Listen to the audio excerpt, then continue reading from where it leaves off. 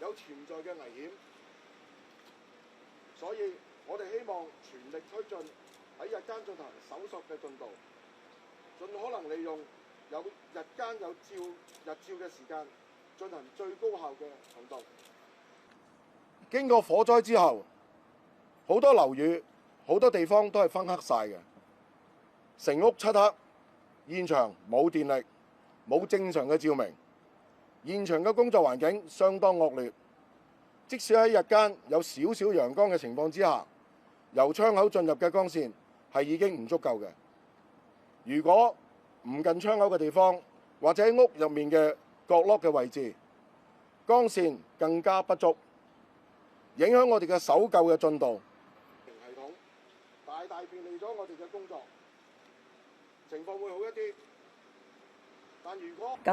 直至到今日嘅下晝4點鐘咧。最新嘅遇難者數目咧係去到146名㗎啦，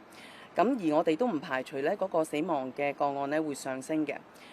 今日 DVIU 嘅同事咧喺上址咧係揾到30具嘅遺體啦，包括咗咧就係有12具頭先我所講消防同事較早已經發現嘅，而另外咧DVIU 嘅同事咧亦都喺其他嘅單位咧揾到18具嘅遺體。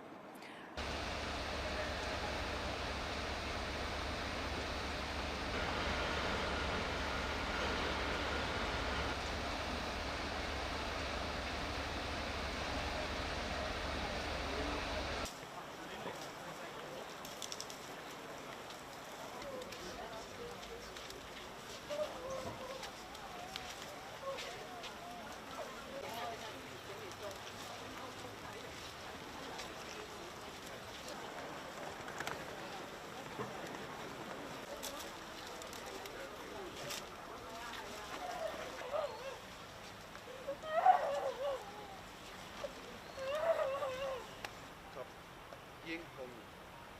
殉職的消防人員，我